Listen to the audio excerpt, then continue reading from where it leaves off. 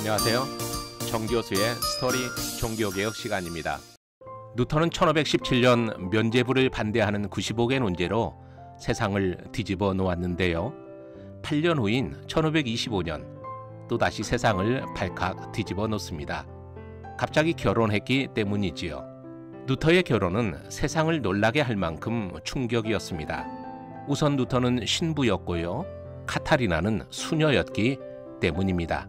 게다가 카타리나는 나이도 어렸는데요. 루터는 42살인데 반해 카타리나는 26으로 무려 16살 차이가 났죠. 둘째는 시기의 문제인데요. 농민전쟁의 여파로 시대가 암울했던 때였습니다. 면죄부 반박으로 독일의 아이콘이 된 루터는 이제 결혼으로 유럽의 아이콘이 됩니다. 오늘은 루터의 결혼을 소개합니다. 루터의 결혼은 종교개혁의 명분을 위협할 정도로 파장이 컸습니다. 가톨릭은 반격할 최고의 호재로 삼았지요. 성규범과 교회법에 대한 도전으로 간주했고요. 독신 서약을 팽개쳐 신과의 약속을 파기하고 육체의 욕망에 눈이 먼 음란한 자들이라고 공격했지요.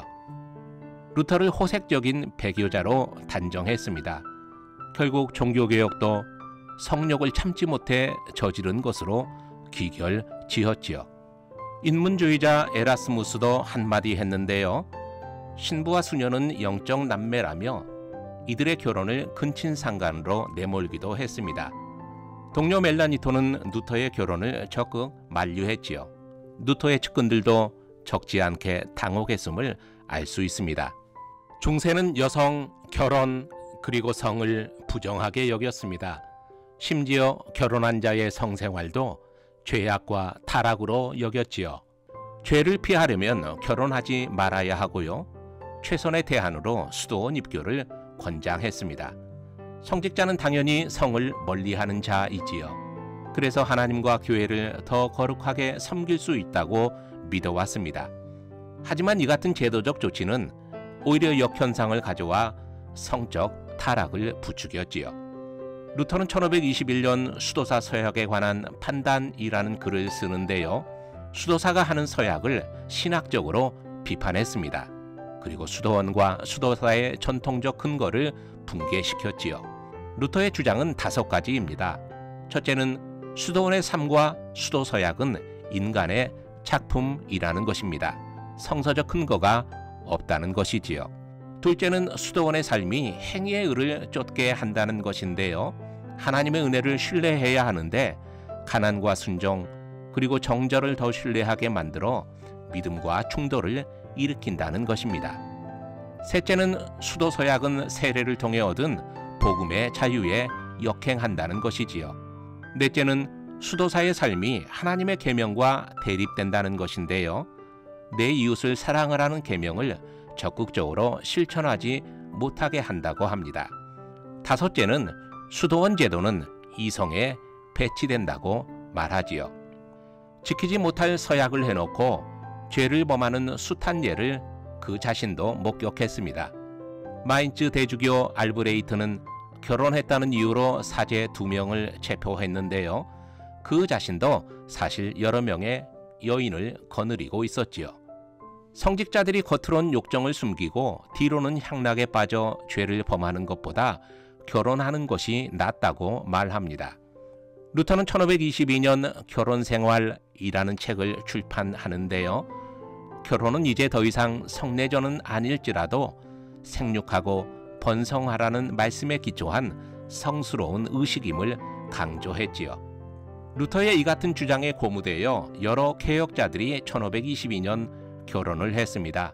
칼스타트, 유스투스 요나스, 토마스 민처, 요한네스 부겐하겐, 그리고 스트라스부르의 개혁자 마르틴 부쩌도 결혼했지요. 이들 중 민처와 부쩌는 수녀와 결혼했는데요. 루터의 부인 역시 수녀였던 것입니다. 루터의 부인 카타리나 폰 보라는 본래 님프센 수녀원에서 수녀 생활을 했습니다. 카타리나는 1499년 1월 29일 작센의 작은 도시인 리펜도르프에서 태어났지요. 당시 몰락한 귀족들은 자녀를 수녀원에 이탁하곤 했는데요. 카타리나도 6살 때 어머니가 죽으면서 브레나에 있는 베네딕트 수녀원 학교에 맡겨졌지요. 1509년 10살 때에는 님프센의 시토의 수녀원으로 옮겼고요. 이곳에서 라틴어와 음악, 농업과 목축 등 기초생활 지식을 습득했습니다. 1515년 평생을 수녀로 살겠다는 종신서약을 했지요. 종신서약은 곧 세상과의 단절을 의미했지만 8년 만에 결국 다시 세상으로 나오게 됩니다. 님프센 수녀원은 비텐베르크에서 약 95km 거리에 그림마라는 지역에 있습니다. 라이프치히를 기준으로 동남쪽 107번 국도변에 위치해 있는데요. 내비게이션에 호텔 클로스터 님프센을 입력하면 쉽게 찾아갈 수 있습니다. 이곳 수녀원에는 당시 약 40여 명의 수녀들이 살고 있었습니다. 종교개혁과 루터의 책들이 이곳에도 스며들었고요. 특히 루터가 1520년에 쓴 그리스도인의 자유라는 책이 큰 영향을 주었습니다. 1523년 4월 3일 부활절 밤에 카타리나 본 보라를 포함해 12명의 수녀가 수녀원을 탈출하게 되지요. 탈출은 당시 수녀원에 식품을 공급하던 마차를 이용했습니다. 60살의 레온하르트 코페라는 사람이 마차를 몰았는데요. 그는 토르가우 사람이지만 청호통 뒤에 수녀들을 은닉해 토르가우를 거쳐 비텐베르크로 향했지요. 이 중 9명의 수녀들은 가족에게 돌아갈 수 없었습니다. 가족들뿐만 아니라 사회적 정서도 수녀의 탈출을 이해하지 못했던 시대였기 때문이지요. 이들은 비텐베르크에서 분산되어 생활을 했고요. 카타리나는 화가였던 루카스 크라나의 집에 기거했습니다. 루터는 적극적으로 수녀들에게 신랑감을 찾아 주었는데요. 1524년 말까지 8명이 결혼해서 가정을 이루었지요. 루터는 남은 한 명인 카타리나를 니른베르크의 귀족 자제였던 히로니무스 바움 게르터너에게 소개했습니다. 둘은 서로 좋아했지요. 하지만 남자의 부모가 이들의 결혼을 반대했습니다. 수녀였던 사람을 며느리로 삼게 되면 지역의 신망이 사라질 수 있다고 생각했기 때문이죠. 루터는 카타리나를 다시 글라츠 박사에게 소개했는데요. 글라츠 박사는 원했지만 카타리나가 원하지 않았지요. 오히려 카타리나는 루터나 혹은 루터의 친구였던 니콜라스 폰 암스도르프와 결혼하기를 원했던 것입니다. 루터 자신은 결혼할 뜻이 없다고 했지만 주변에서는 결혼을 적극 권하기도 했지요. 루터 자신도 결혼을 선하게 여겨 동료들을 주선했고요. 루터의 부모도 아들의 결혼을 적극 소망했습니다.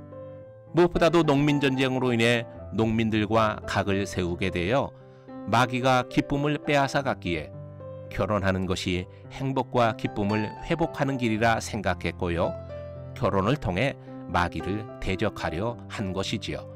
그의 탁상 담화에는 죽기 전에 결혼을 통해 나의 쾌태를 취함으로 마귀를 대적하고 싶습니다. 라고 기록되어 있습니다. 루터는 자신의 삶에서 하나님의 창조의 모습을 보고자 했고요. 또한 자신의 삶에서 교황주의적 냄새를 모두 지워내고 싶었는데요. 그것이 바로 결혼이었습니다. 결혼식은 1525년 6월 13일 오후 5시에 이루어졌습니다. 요한네스 부겐하겐이 주례를 했지요. 신혼집은 아우구스티누스 수도원 안에 마련했습니다. 선제 후 요한은 이 집을 루터 가정에 선물했는데요.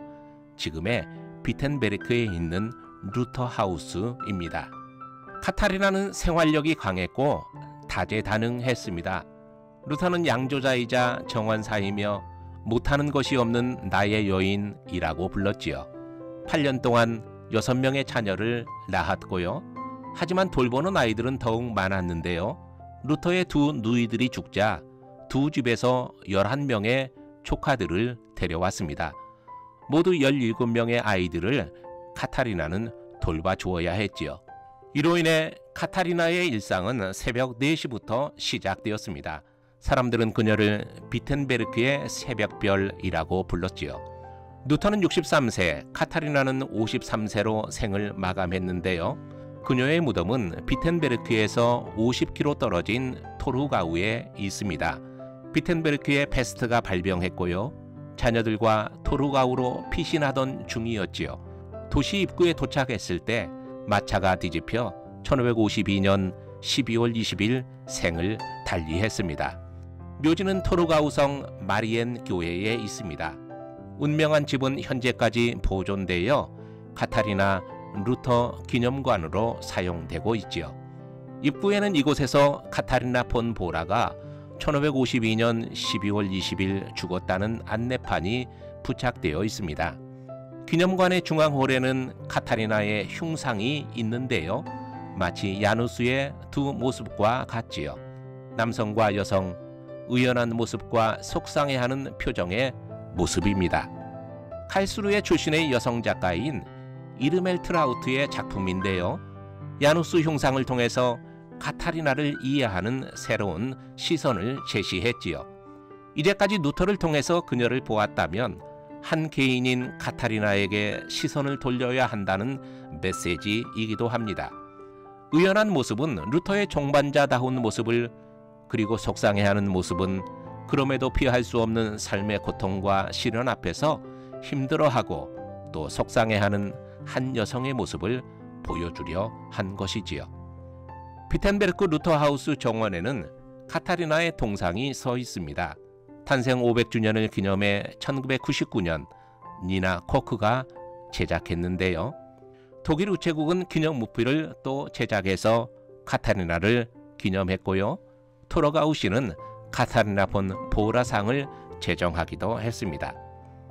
루터는 신념의 사람, 행동의 사람이었습니다. 성서와 양심에 비추어 옳다고 판단되면 실행에 옮겼는데요. 결혼은 하나님의 뜻을 쫓는 방편이었지요. 가정을 이루어서 가족과 이웃을 섬기는 삶이 바로 성인의 삶이라 생각한 것입니다. 성직자의 결혼 금지는 그에게 있어서 하나님의 계명이 아니라 사단의 명령이었지요.